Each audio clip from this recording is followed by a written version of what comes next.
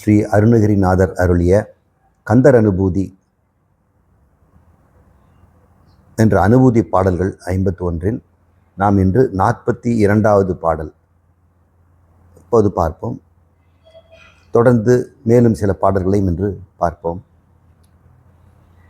குறியை குறியாது குறித்தறியும் நெறியை தனிவேலை நிகழ்த்திடலும் செறிவற்று உலகோடுரை சிந்தையுமற்று அறிவற்று அறியாமையும் அற்றதுவே.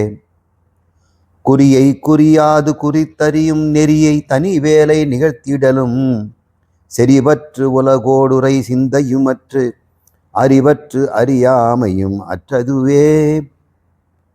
குறியை குறியாது குறித்தறியும் நெறியை தனி வேலை நிகழ்த்திடலும் செறிவற்றுலகோடுரை சிந்தையுமற்று அறிவற்றறியாமையும் அற்றதுவே. இந்த அனுபூதியை நாம் புரிந்து கொள்ள வேண்டுமென்றால் முன்னுரையாக ஒரு விஷயத்தை நம்ம தெரிஞ்சுக்கணும். நமக்கெல்லாம் உடலுக்குள்ள ஒரு உள்ளம் இருக்கிறது.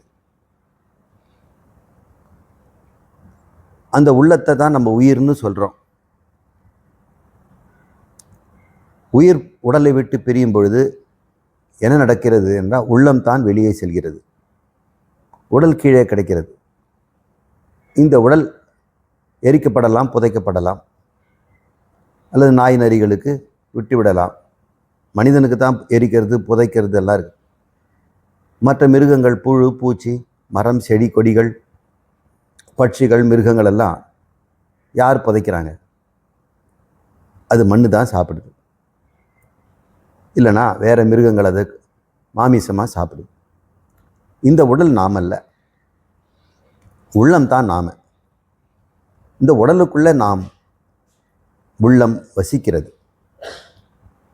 எதுக்காக இந்த உடல் எடுத்திருக்கு? இந்த உள்ளம் அது முன்பிறவிலே வேறொரு உடவிலே வாழும் பொழுது செய்த நல்வினை தீவினை, அதன் பலனை அப்போதே அனுபவிக்க முடியாது. ஒரு கொடியவனின் உடம்பிலே வாழ்ந்த உள்ளம், கொடியவனாக வாழ்ந்த உள்ளம், அவன் செய்த கொடுமைகளை அந்த பிறவிலேயும் அனுபவிக்க முடியாது. அவன் செய்த கொடுமைக்கு வேண்டிய தண்டனைகளை அவன் வாழ்நாளில் கூட அனுபவிக்க முடியாது. சிலர் செய்கிற கொடுமைகளுக்கு அரசாங்கம் வாழ்நாள் தண்டனை கொடுக்குது, மரண தண்டனை கொடுக்குது. ஆனால் உண்மையிலே இறைவன் தண்டிக்க விரும்பினால் அவனுக்கு ஒரு மரணம் பத்தாது, பல மரணங்கள் தரணும். ஆனால் பல உடம்புகள் கொடுத்தா தான் ஒவ்வொரு உடம்பையும் அவர் கொல்ல முடியும். அவன் செய்த கொடுமைகளுக்கு வருத்தம் படும்படி வாழ்க்கையை வாழணும்னா பல உடம்புகளிலே பலவிதமான துன்பங்களை அனுபவிக்க வேண்டியிருக்கும். ஆகவே இந்த உடம்பில் யாரெல்லாம் ஒரு உள்ளம் செய்கிறதோ, யாரெல்லாம் உள்ளமாக இருந்து செய்கிறார்களோ, அவர்கள் அந்த செய்த வினையை இன்னொரு உடம்பில் தான் அனுபவித்து கழிக்க வேண்டும். அப்போ இப்போ இருக்கிற உடம்பை எதுக்கு?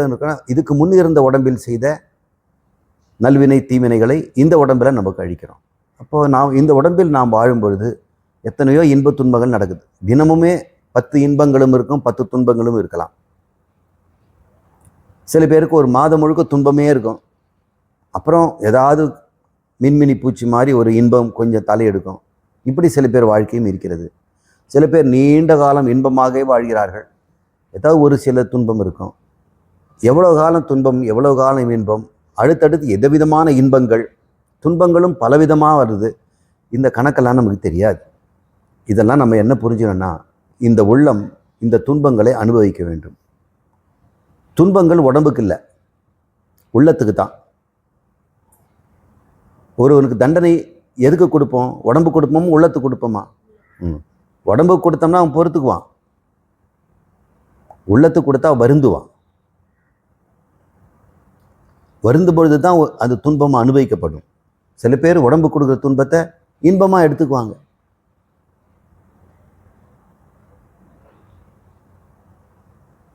ஆகவே இந்த உள்ளம் ரொம்ப ரொம்ப முக்கியமானது. அதுதான் மனிதன், அதுதான் உயிரினம். இந்த உள்ளம் அது செய்த பாவ வினைகளுக்கும் நல்வினைகளுக்கும் ஏற்ப அடுத்து ஒரு உடம்பை எடுத்துக்கொள்ளும். மரணத்துக்கு பிறகு ஒன்று உடம்பை தொலைத்து விட்டு இன்னொரு உடம்பை எடுக்கும் வரை அந்த உள்ளம் உடம்பில்லாமல் இருக்கும் இல்லையா? அதுக்கு என்ன உடம்பு? அது வரைக்கும் எத்தனை காலம் ஆகும் ஒரு உடம்பை விட்டு இன்னொரு உடம்பு போவதற்கு? அதாவது ஒரு மரணத்திற்கு அப்புறம் இன்னொரு ஜனனத்துக்கு இடையில எவ்வளோ காலம் இருக்கும்? 50 வருடம் இருக்கலாம், ஒரு சில நாட்கள் கூட இருக்கலாம், ஒரு வருடங்கள் ஆகலாம், ஒரு யுகம் கூட ஆகலாம். இந்த கணக்கு நமக்கு தெரியாது. அதுவரை அது உடம்பில்லாமல் இருக்குமானா? எப்பொழுதுமே இந்த உள்ளம் உடம்பில்லாமல் இருக்காது. இந்த ஸ்தூல உடம்பு, பஞ்சபூத உடம்பு அதுக்கு கொடுக்கப்படலாம். சொர்க்கலோகத்தில் இருக்கும் பொழுது இந்த உடம்பிலே அந்த சொர்க்கலோக இன்ப துன்பங்களை அனுபவிக்க முடியாது. அதனால் அதுக்கு ஒரு உடம்பு தருவாங்க. ஒரு மனிதன் மிக அற்புதமான நல்ல காரியங்கள்லாம் செய்தார், காந்தியடிகள் மாதிரியோ கிருபானந்த வாரியார் மாதிரி. அவர்கள் தான் அருணகிரி இந்த பாடலெல்லாம் நமக்கு வெளிப்படையாக சொல்லி கொடுத்தவர். அவர்களெல்லாம் இப்போ உடம்பில் இல்லை. அவருடைய உள்ளம் எங்கே இருக்கும்? அவங்க செய்த புண்ணியம் மிக மிக மேலானது இல்லையா? இந்த உடம்பில் கிடைக்கிற, இந்த பூமியில் கிடைக்கிற உடம்பில் அவங்க அந்த இன்பத்தை அனுபவிக்க முடியாது. ஏன்னா இதுக்கு நோய் நொடியெல்லாம் வரும், சளி காய்ச்சல்லாம் வந்துடும், பசித்தாகலாம் வந்துடும். ஆனால் அவங்க செய்த புண்ணியமோ அதுக்கெல்லாம் இடம் கிடையாது.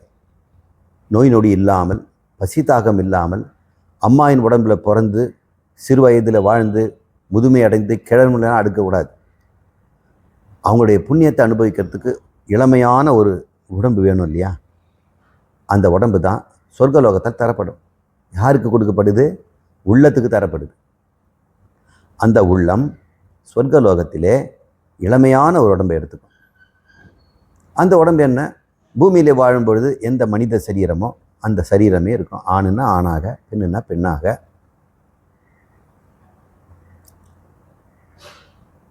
ஒரு வேளை அவர் 90 வயதில் இறந்துருந்தார்னா, சொர்க்கத்திலே 90 வயசு கிழவனாக கொண்டு போய் விட்டோம்னா அவர் செய்த புண்ணியத்தை 90 வயசில் என்ன அனுபவிப்பார்?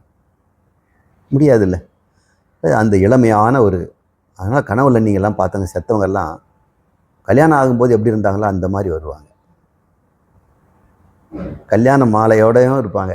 அந்த சமயத்தில் இந்த பட்டாடையிலும் பட்டு வேஷ்டியிலும் வருவதை நம்ம பார்க்கலாம்.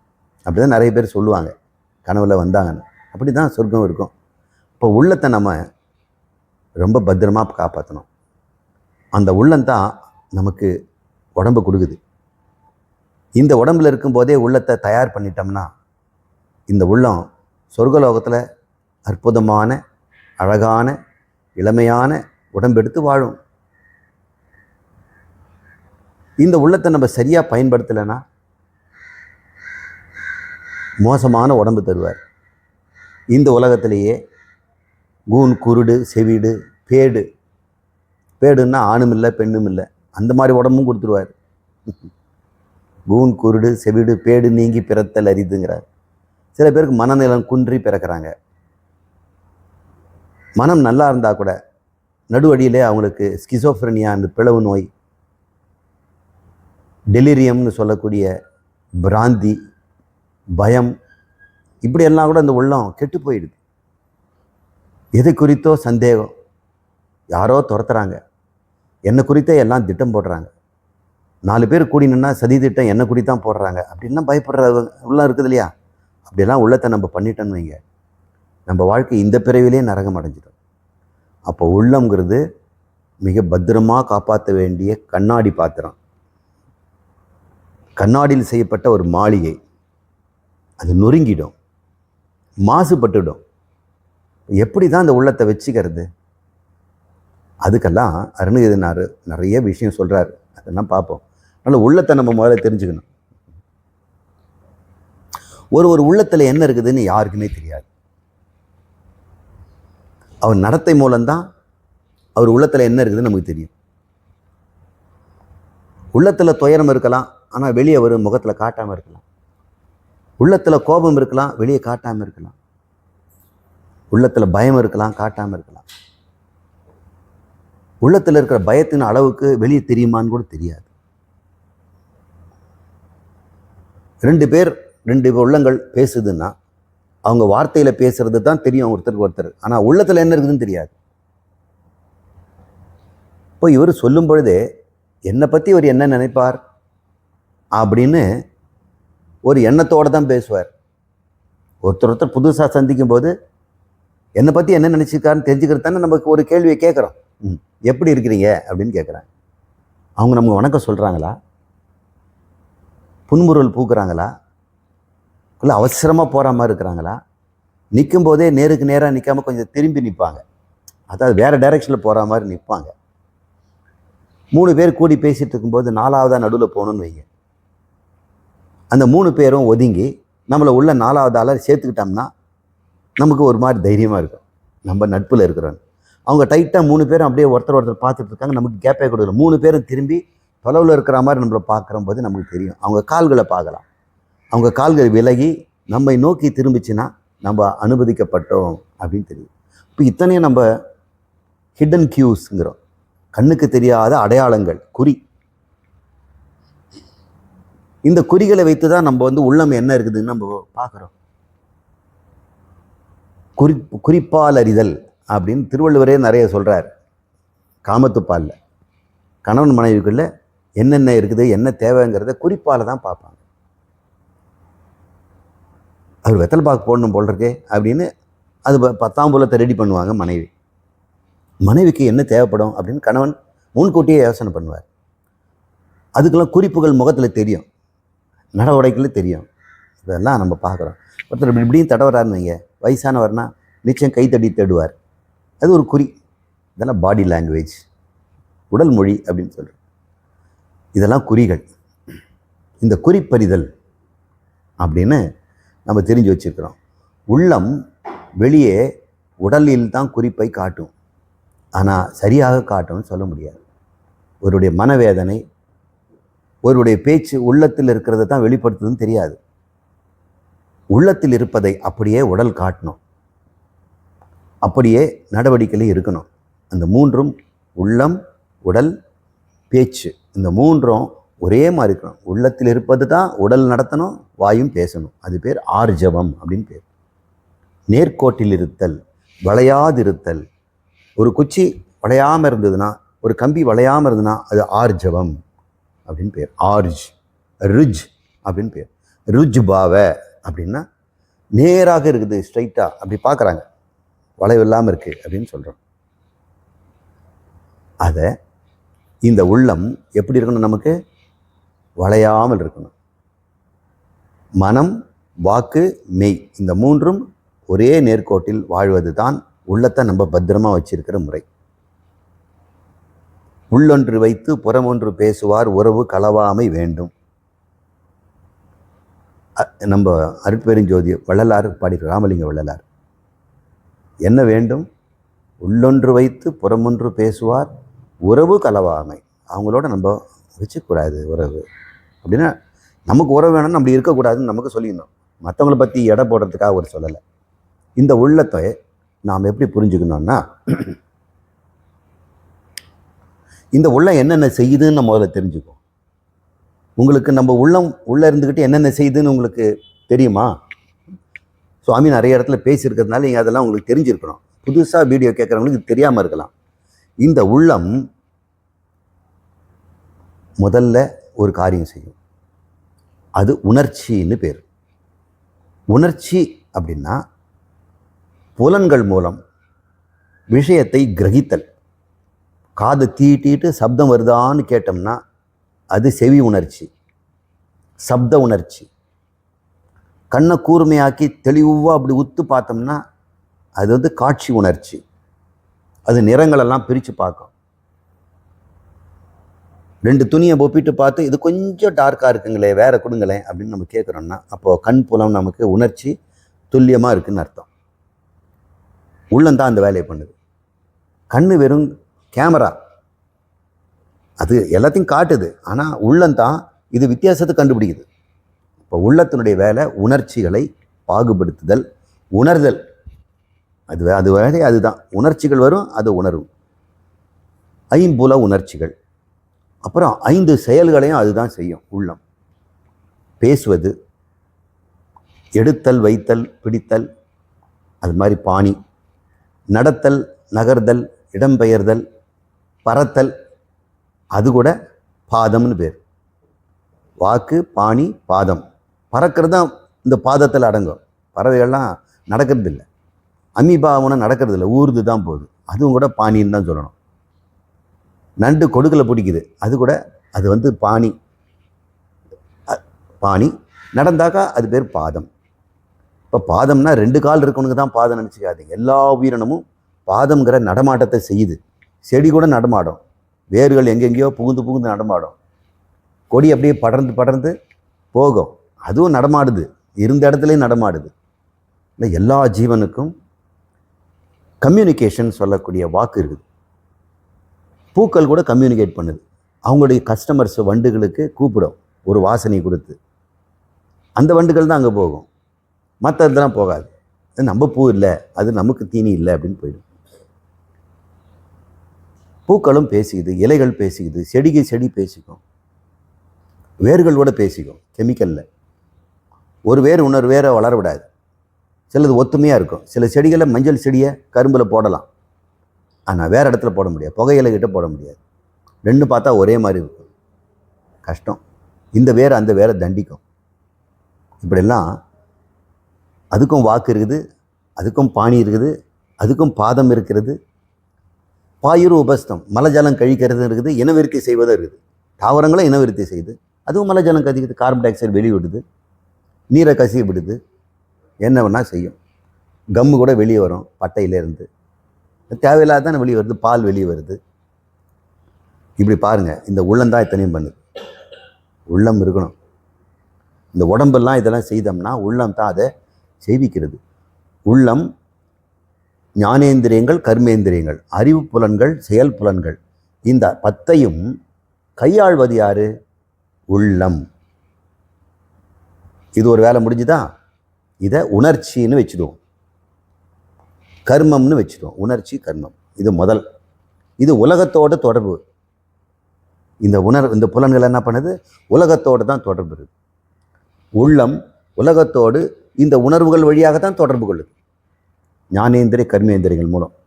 இதுதான் உங்கள் உள்ளம் செய்யுது. இது ஓயாமல் நடக்கும். கண்ணை மூடி நீங்கள் படுத்துட்டு இருந்தால் கூட உள்ளம் இந்த ஸ்கின் வழியாக உங்களை உணர்ந்துக்கிட்டே இருக்கும்.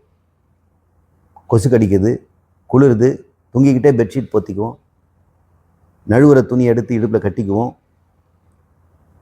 எல்லாம் நம்ம உடம்பு செய்துக்கிட்டே இருக்கும். உணர்ச்சிகள் எப்பொழுதும் நமக்கு இருந்துக்கிட்டே இருக்கும். சரியா? 2வது ஃபங்க்ஷன், இந்த உள்ளத்துக்கு 2வது ஃபங்க்ஷன் உணர்வு. உணர்ச்சிக்கு அப்புறம் உணர்வு. உணர்வுங்கிறது அது வார்த்தையிலே யாரும் சொல்ல முடியாது. கோபம், பயம், ஆசை, வெட்கம், பொறாமை, இப்படி. அப்புறம் கருணை, இரக்கம், மன்னித்தல், பாராட்டுதல், விட்டு கொடுத்தல், இதெல்லாம் உணர்வுகள். 2வது ஃபங்க்ஷன். 3வது சிந்தித்தல், பிரித்தறிதல், விவேகம் பண்ணுறது. இது மாதிரி சிந்திக்கும், அதுவும் உள்ளந்தான் பண்ணுது. மிருகங்களுக்கெல்லாம் இந்த சிந்திக்கிறதுலாம் கிடையாது. உணர்ச்சிகள் இருக்குது, உணர்வுகள் இருக்கும், ஆனால் சிந்தனை இருக்காது. ஏன்னா அது புத்திங்கிற ஒரு பொருள் இல்லை இந்த உள்ளத்தில். அப்புறம் இந்த உள்ளத்துடைய 4வது ஃபங்க்ஷன் நினைவு வைத்து கொள்ளுதல். உணர்ச்சிகளை நினைவு வச்சுக்கோ, உணர்வுகளை நினைவு வச்சுக்கோ, சிந்தனைகளை நினைவு வச்சுக்கோ. என்னென்ன யோசனை பண்ணோம், என்னென்ன பேசணுங்கிறதையும், என்னென்ன செய்தோங்கிறதையும் ஞாபகம் வச்சுக்கோ. அப்போது ஞாபகம்ன்ற ஒன்றும் இருக்குது இல்லை. எத்தனை வேலை செய்து? உணர்ச்சி, உணர்வு, சிந்தித்தல், நினைவு. இந்த 4த்தையும் இந்த உள்ளந்தான் செய்து. எதுக்கு இதெல்லாம் சொல்கிறேன்னா, செறிவற்று உலகோடுரை சிந்தையுமற்று அறிவற்று அறியாமையும் அற்றதுவே அப்படின்றத நம்ம புரிஞ்சுக்கணும். அருணகிரிநாதருடைய புரிஞ்சுக்கணும்னா ஒரு சயின்ஸ் தேவைப்படுது. அவ்வளோ சயின்டிஃபிக்காக ஒரு கிளாரிட்டியோட பேசுகிறார். ஒரு வார்த்தை ஒன்று கூட நம்ம மிஸ் பண்ணவே முடியாது. செறிவற்று அப்படின்னா இந்த புலன்கள் இந்த உலகத்தோடு உறையும் செறிவு. கண்ணு என்ன பண்ணும்? ஏதாவது பார்க்க விரும்பும், உங்களை கெடுத்துடும். சின்ன குழந்தைகிட்டேருந்து செல்ஃபோனை வாங்கவே முடியாது. அது அழாமல் இருக்குன்னா செல்ஃபோன் கையில் கொடுத்தா, முன்னெல்லாம் கிலுகுலுப்பை கொடுப்போம், யானை பொம்மை கொடுப்போம், ஏதோ பாட்டு பாடுவோம். இப்போல்லாம் அதுங்க செல்ஃபோன் தான் கேட்குது. உங்களுக்கு செய்கிற அத்தனையே செல்ஃபோன் கொடுக்குது. கண்கள் அதை பார்த்துடுச்சுன்னா விடவே மாட்டேங்க. இவர் ஒருத்தர் செல்ஃபோன் பார்த்துட்டு இருந்தாரா, பின்னாடி தோல்லேருந்து ஒருத்தர் குனிஞ்சு அதே பார்த்துட்டு இருக்கிறார். சில நேரத்தில் ஒரே செல்ஃபோனை 3 பையனுக்கு உட்காந்துக்கிட்டு மரத்தடியில் அப்படி பார்த்து சிரிச்சிட்டு இருக்கிறாங்க. ஏதோ காமெடி போல் இருக்குது, இல்லை கேம் ஆடிட்டு இருப்பாங்க. இந்த கண்கள் எப்பொழுதுமே இந்த உலகத்தோடு செறிந்திருக்கணும்னு பார்க்குது. இது செறிவு. காதும் ஏதாவது கேட்டுக்கிட்டே இருக்கணும். வயசாயிட்டா அவங்க என்ன பண்ணுவாங்க? ஏதாவது கேட்டுக்கிட்டே இருப்பாங்க, பேச சொல்லி கேட்பாங்க. வயசான ஆம்பளைங்க வயசுல இருந்தாக்கா உங்களுக்கு என்னென்னு தெரியும், இன் 1969 யூனோ வாட் ஹேப்பன் அப்படின்னு ஆரம்பிச்சிடுவார். தாத்தா அப்படின்னு ஓடிடுவாங்க. அவர் வாயை மூடவே மாட்டார். சில பேர் கையை வச்சுட்டு சும்மா இருக்க மாட்டாங்க. இப்போ இந்த ஞானேந்திரிய கர்மேந்திரியங்க எப்பவும் உலகத்தோடு தொடர்பு கொண்டு இருக்கேன், கை வச்சுட்டு சும்மா இருக்க மாட்டியா அப்படின்னு சொல்லுவாங்க. கிளாஸ் ரூம்லேயும் அப்படி தான். கிளாஸ் நடந்துட்டு இருப்போம், பக்கத்தில் இருக்க ஒருத்தன் நெளிவான். என்ன பண்ணனா, பென்சிலை குத்திட்டான் டீச்சர். ஒரு பொண்ணு இப்படி தலையாட்டுவா. ஏன் இப்படி தலையாட்டுறேன்? பின்னாடி இருந்து பின்னல் இருக்கிறான். பாரதியார் பாடி இருக்கிறாரு, கண்ணன் பின்னலை பின்னின்றிழுப்பான் முன்னே திரும்புமின் ஓடி மறைவான் அப்படின்றார். யார் இருப்பான்னு பார்த்தா ஆளை காணுமா. இதெல்லாம் செய்வாங்க. கை சும்மா இருக்காது, காலும் சும்மா இருக்காது. எங்கேயாவது பாத யாத்திரை, கோயில் குளம், ஊர் தெருவில் சுற்றிட்டு வர்றது, பார்க்குக்கு போகிறது, எங்கேயாவது நடந்துக்கிட்டே இருக்கும், ஊர்ந்துக்கிட்டே இருக்கும்.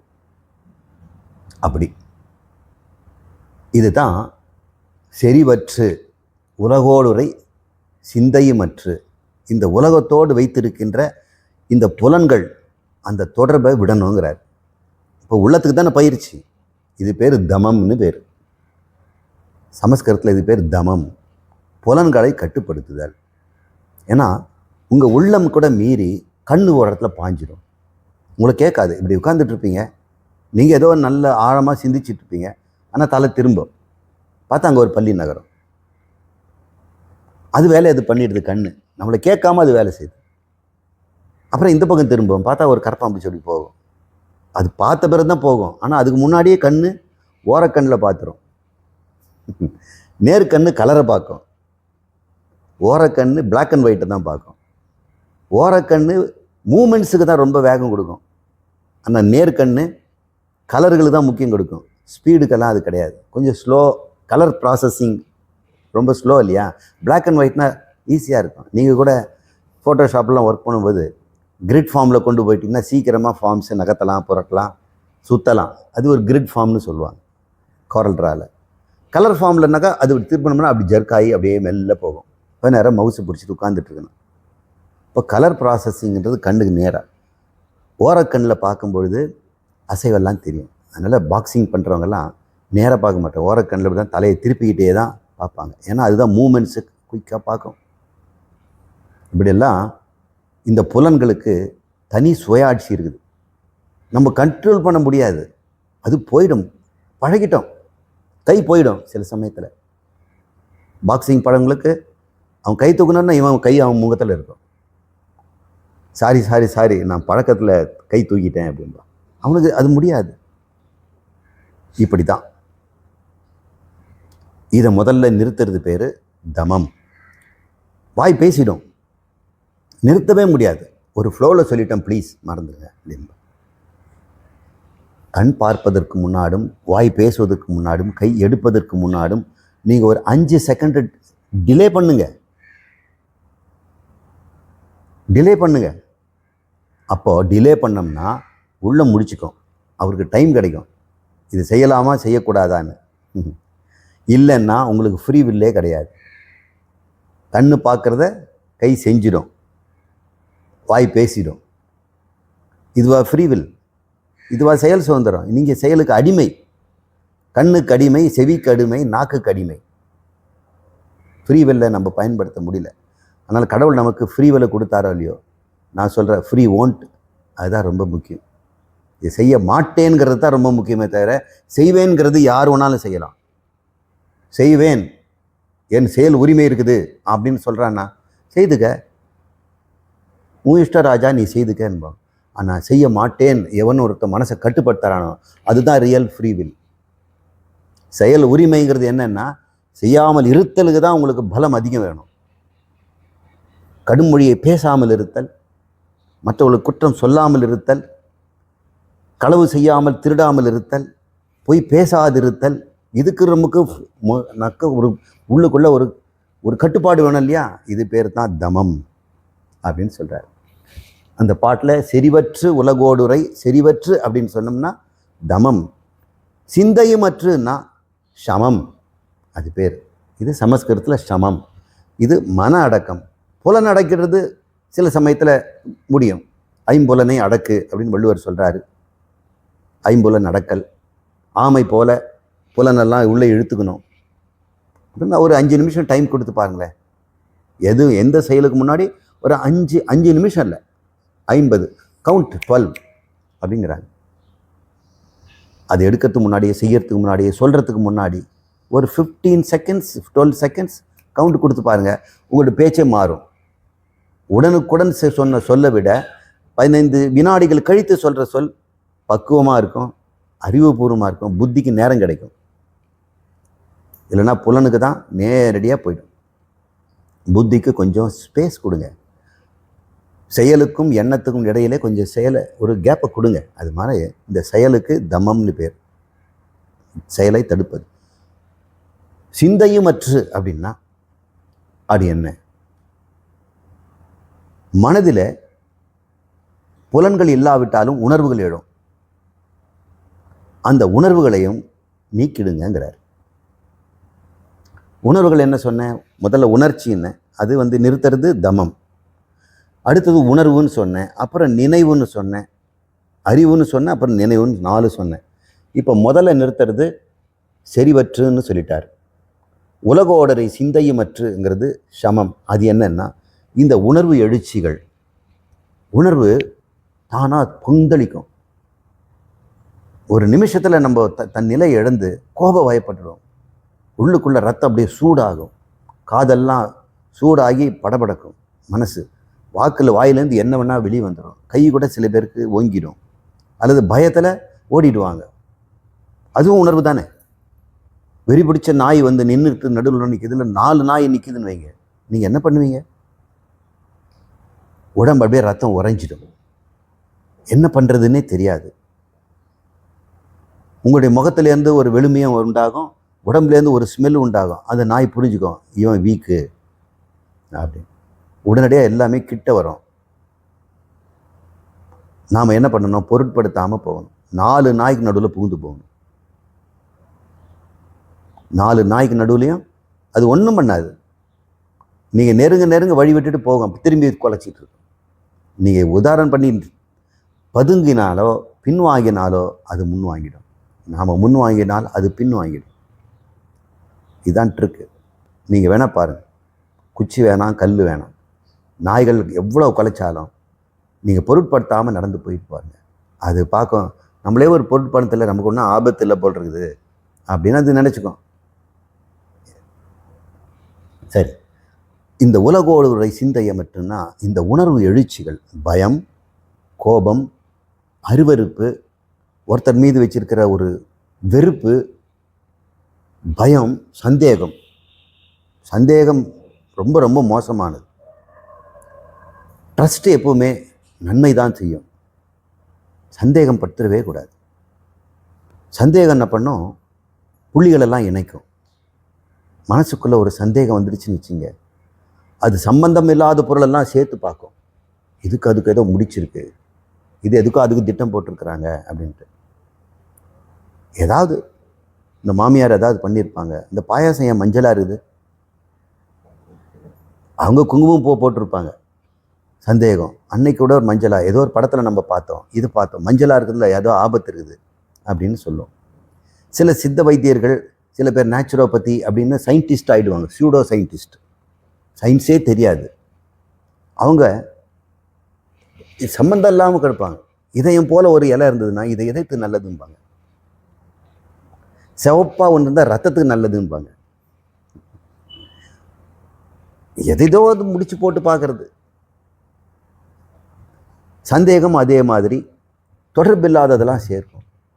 விடுபட்ட வார்த்தைக்கு நடுவில் ஒரு புது வார்த்தையை சேர்க்கும்.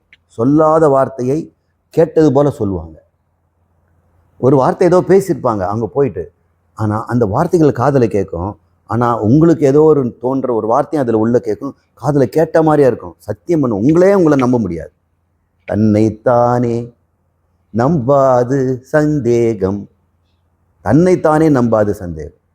அவன் இந்த சப்தம் அவர் சொன்ன மாதிரி இருந்தது, சுசிலான்ற சப்தம் வந்தா மாதிரி இருந்தது. அவர் கஸ்புசுன்னு ஏதாவது சொல்லியிருப்பார், சுசிலா பற்றி தான் பேசியிருக்கிறாங்க அப்படின்னு சத்தியம் பண்ணுவார். இந்த சத்தம் அவர் காதுக்குள்ளேன்னு கேட்டிருப்போம். அப்போ அவர் புத்தி சொல்லும், நீயே கூட அந்த சத்தத்தை கேட்டிருக்கலாம், அங்கே வெளியே சொல்லிட மாட்டேன்னா அதே சந்தேகப்படுவார். சந்தேகப்படுறோம், தன்னையே சந்தேகப்படுவான். உண்மையை தான் அது பார்க்குறோம், பொய்யை பார்க்குறோன்னு அதையும் ஒத்துக்க மாட்டான். இது பெரிய நோய். சந்தேகம் மட்டும் பெரிய நோய். ஆனால் ட்ரஸ்ட்டுங்கிறோம் பார்த்தீங்களா, ஒப்புவித்தல், நம்புதல், ஸ்ரத்தா. இந்த உலகம் எல்லாம் நல்லவங்க தான், நல்லதை தான் எல்லாமே செய்கிறாங்க. என்னை யாராவது கடிஞ்சிக்கிறாங்கன்னா கூட நான் செய்த பாவத்துக்கு துன்பம் அனுபவிக்கணும்னா அவங்க ஒரு உடம்பில் எடுத்து நம்மக்கிட்ட பேசுகிறாங்க. அவங்க ஒரு நிமித்த அம்பு தானே, எதுக்கு அவங்கள கொல்லணும்? அம்பை எய்தவனை தானே கொல்லணும். அது ஏதுன்னு பார்த்தா நம்ம செய்த ஊழ்வினை தானே. யாரோ நம்மளை கண்டபடி பேசுகிறாங்க, அவமானப்படுத்துகிறாங்க, கொடுத்த காசு திருப்பி தர மாட்டேங்கிறாங்க, வாங்கலைன்னு பொய் சொல்கிறாங்க. இதெல்லாம் வாழ்க்கையில் நடக்குதில்லை. இதெல்லாம் ஏன் நடக்குதுன்னா அவங்கள நம்ம கோச்சிக்கவே கூடாது. இப்படி நம்ம பார்க்கணும். சரி, இந்த உணர்வு எழுச்சிகளை நம்ம பார்த்துக்கிட்டோம் இல்லையா? உணர்வுகளெல்லாம் எழுந்துக்குதுன்னா நம்ம வாழ்க்கையை சின்னாபின்னப்படுத்திடும். புலன்கள் எல்லாமே சூறாவளி மாதிரி வேலை செய்யுது. இந்த உணர்வுகளும் சூறாவளி மாதிரி வேலை செய்யும். சில பேர் மனசுக்குள்ளே பார்த்தா சைலண்ட்டாக இருப்பான், உள்ள சூறாவளி இருக்கும். ஆசை வயப்பட்டதுன்னா உள்ள சூறாவளி இருக்கும். அந்த பொருள் எந்த வேலையிலும் அவன் ஈடுபட மாட்டான். அந்த ஆசைப்பட்ட பொருளை தான் அவன் யோசனை பண்ணிகிட்டே இருப்பான், திட்டம் போடுவான், காசு சேர்ப்பான், ஆளுங்களை திரட்டுவான், பிளான் பண்ணுவான், எடுத்து மறைச்சி வைப்பான், இதெல்லாம் செய்வான். ஏன் இதெல்லாம் அவர் செய்துட்ருக்கிறார்? நம்ம உள்ளத்துக்குள்ளே இருக்கிறது யாருக்கும் தெரியாது. உள்ளத்துக்குள்ளே ஒளிந்திருப்பது ஒன்றல்ல, கையளவு உள்ளம் வைத்தான், கடல் போல் ஆசை வைத்தான். இந்த உள்ளத்துக்குள்ளே கடல் மாதிரி ஆசை இருக்குதான். அந்த உள்ளம் உணர்வு மயமானது. அந்த உணர்வும் புயல் மாதிரி வீசிக்கிட்டே இருக்குது, ஓயாமல் வீசுது. அடுத்தது அறிவற்று. மூணாவது சிந்தனா. மூணு சொன்ன உணர்ச்சி, உணர்வு பற்றி பார்த்தோம். 2 புயல் அடங்கிடுச்சு. இப்போ 3வது புயல். இது முதல் 2 சமம் தமம். இப்போ பாருங்கள், அறிவும் அறிவற்றதும். இது எங்கே இருக்குதுன்னா நம்முடைய புத்தியில், உள்ளத்தில் புத்தின்னு ஒரு பகுதி இருக்குது. உணர்ச்சிகளுங்கிற இந்திரியங்களும் மனம் என்கிற உணர்வுகளும் புத்தி என்கின்ற சிந்திக்கும் பகுதியும் இருக்குது. இது எப்போவுமே சிந்திச்சுக்கிட்டே இருக்கும். சொற்களை உண்டு பண்ணும். உணர்வை தான் உண்டு பண்ணும். தேவையில்லாமல் வயிற்றில் ஒரு பயத்தை உண்டாக்கி கலக்கும். பயத்தினால வயிறு கலக்கிக்கிட்டே இருக்கும். அல்லது ஒரு தவிப்பு இருக்கும், கால் தள்ளாடும், கண்கள் இருக்கும். நம்ம ஏதோ ஆபத்து நம்மளை சூழப்போகுது, ஏதோ ஒரு விபரீதம் நடக்க போகுது அப்படின்னும் போது கண் அப்படியே மங்கும், நாக்கு உளரும், படுத்துடலாம் போல தோணும், கிளி. இதெல்லாம் உணர்வுகள். இந்த புயலும் எனக்கு போச்சு அப்படிங்கிறார் அருணகிரிநாதர். உணர்ச்சி புயல் போச்சு, உணர்வு புயல் போச்சு. அடுத்து ஓயாமல் சிந்திக்கிறது. நடந்ததையெல்லாம் சிந்திக்கிறது, நடக்க போகிறத பற்றியும் சிந்திக்கிறது. இப்போ இருக்கிற நிமிஷத்தில் என்ன செய்யணுமோ அதை விட்டுறது. பால் காஞ்சிக்கிட்டு இருக்கோம், நேற்று நடந்த சண்டை இன்றைக்கி யோசனை பண்ணிகிட்டு இருப்பார், அது பொங்கி வழியும். ஸ்டவ்வு கூட அணைஞ்சு போயிடும், கருகிற ஸ்மெல் வரும். அங்கே என்ன கருகிற ஸ்மெல் வருது அப்படிம்பாங்க. இந்த எந்தத்தில் இருக்கிறாங்க, எங்கே உடம்பு தான் அங்கே ஸ்டவ் கிட்டே இருக்குது, மனசு எங்கேயோ ஒருத்தது, யார்கிட்டையோ இருக்குது. இந்த மண்டைக்குள்ளே பல பேரை உள்ளே உட்கார வச்சுக்கிட்டு ஓயாமல் சண்டை போடுறாங்க. ஓயாமல் அவங்கள திருத்த பார்க்குறோம். இந்த மண்டைக்குள்ளே ஒருத்தர் வச்சுக்கிது, அத்தையை திருத்தணும், சித்தப்பாவை திருத்தணும், தம்பியை மாற்றணும், குழந்தை ஆளுக்கு ஏதாவது புத்திமதி சொல்லணும், ஏன் இப்படிலாம் இருக்கிறாங்க இப்படின்னு ஓயாமல் பேசிக்கிட்டே இருக்கும். இது பேர் அறிவு. இதை புத்தியில் இன்னொன்று இருக்குது, அறியாமை ஒன்று இருக்குது. அறியாமைன்னா உங்களுக்கு இதை தெரியுமான்னு கேட்டுருவாங்க, தெரியலன்னு சொன்னால் வெக்கக்கேடு. அப்போ என்ன சொன்னேன், எனக்கு தெரியுமே அப்படின்பாங்க. அப்புறம் என்ன பண்ணுவேன், தண்ணி ஊற்றணும், தண்ணி ஊற்றிட்டு என்ன பண்ணணும், அது தெரியாதே. உப்புமா போடணும், அது தெரியுமே. அப்புறம் கைப்பிடி மண்ணை போடணும், அது தெரியுமே. யாருக்குமே அறிவு இல்லைன்னு ஒத்துக்கவே மாட்டாங்க. அதுக்காக என்ன வேணா செய்வாங்க, தன் அறிவை நிரூபத்துக்கு உளறிட்டே இருப்பாங்க. அப்போ அறியாமையும் போச்சு. அறியாமை தானே நம்மளை எந்நேரமும் புத்தக புழுவாகும், உலகத்தை நியூஸ் பேப்பரை தேடுறவங்களாகும், ஜன்னல் வழியாக பக்கத்து வீட்டை பார்க்க வைக்குது. அப்படியே சுற்றி போகிறது, இன்னொருத்தர் வீட்டில் குப்பை தொட்டியில் என்ன இருக்குதுலாம் பார்க்குறாங்க. சிஐடி வேலை இதெல்லாம். அருண் ஏதாவது சொன்னார், இந்த உள்ளத்தில் எல்லா புயலும் ஓங்கிது, அமைதி நிலவுது, உணர்ச்சிகளும் ஓய்ந்தன, உணர்வுகளும் ஓய்ந்தன, அறிவும் அறியாமையும் எனக்கு ஓய்ஞ்சிடுச்சு. அறியாமை போக்கிக் கொள்வதும் இல்லை. இதையெல்லாம் தாண்டி என்ன இருக்குது, நான் இருக்கிறேன். நான் எப்படி இருக்கிறேன், புயல் ஓய்ந்த மாதிரி இருக்கிறேன். அந்த நான் யார், அதுதான் குகன், அதுதான் முருகன், அதுதான் ஆத்மா, அதுதான் பிரம்மம். எப்போ அந்த பிரம்மம், முருகன், ஆத்மா தேவதத்தனாச்சு, இந்த புயலில் சிக்கிட்டா. உணர்ச்சி புயலும் உணர்வு புயலும் அறிவு புயலிலும் சிக்கிட்டான்னா அவன் ஜீவன். இந்த புயல் அடங்கிடுச்சுன்னா அவன் சாட்சாத் பரமேஸ்வரன், பரமாத்மா, இல்லைன்னா ஜீவாத்மா. அப்போ ஜீவ ஆத்மா என்னன்னு அர்த்தம், ஜீவன் என்று சொல்லக்கூடிய உள்ளத்தில் சிக்கிய ஆத்மா. அப்போ உள்ளத்திலேருந்து எப்படி விடுபடுறது சார் அப்படின்னு. அதுதான் விடுபட்டோம்னா கிடைக்கிற ஒரு சாந்தம் இருக்குது இல்லையா, பராம் சாந்திம் அதிகச்சதி அப்படின்னு பகவத்கீதையில் சொல்கிறார். எவனொருவன் இந்த உள்ளத்தெல்லாம் கட்டுப்படுத்தி கொள்கிறானோ அவனுக்கு பரம சாந்தம் கிடைக்கும். அவன் தன் மார்பிலே எப்பொழுதும் தூய உணர்வோடு தூய அறிவோடு இருக்கிறான். அது என்ன தூய உணர்வு, தூய அறிவுனா புயல் அடங்கிய அறிவு, புயல் அடங்கிய உணர்வு எல்லாம் அடங்கி போச்சு. அப்படி சொல்கிறார்.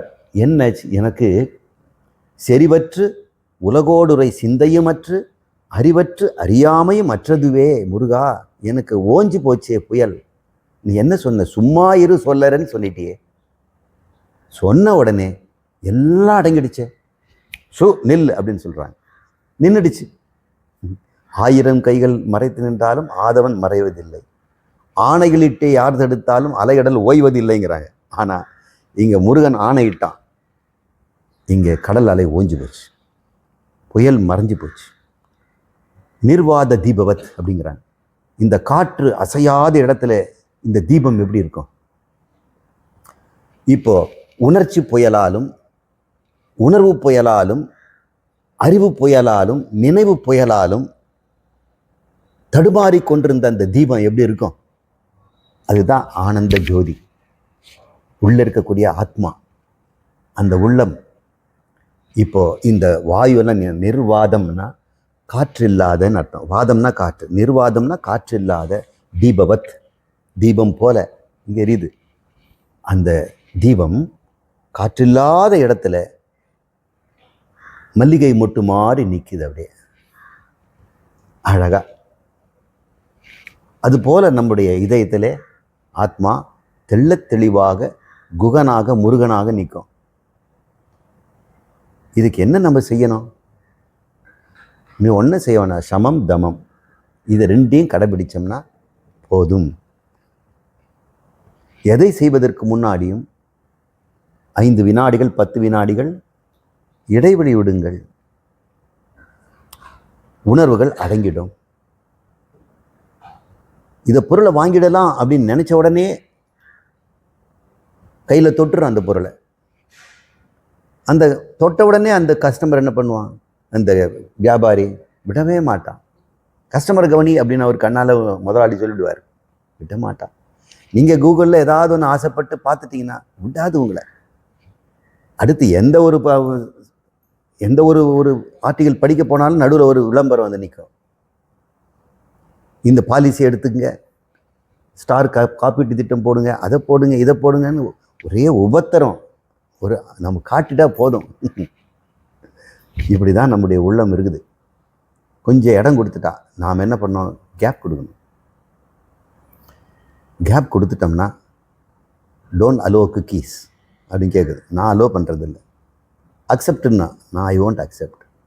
டிஸ்கார்டு, கேன்சல் கொடுத்துடுவோம். கொடுக்க உணர்வு வந்ததுன்னா கட்டாயம் உங்கள் செயல் நின்றுடும். நீங்கள் தொட்டு ஆசைப்பட்ட பொருளை பார்த்துட்டு இருங்க சார், ஒரு நாள் டைம் கொடுங்க, நாளைக்கு டிசைட் பண்ணுறேன்னு போருங்க, மறந்தே போயிடும். அவங்க 6 தடவை 7 தடவை பண்ணாங்க, நச்சரிக்காதீங்க சார் அப்படி சொல்லிவிடும். இல்லை, எங்கே போச்சு உங்கள் ஆசை?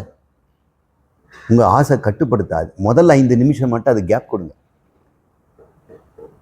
எதை பேசினாலும் ஒரு ஃபியூ செகண்ட்ஸ் டைம் கொடுங்க.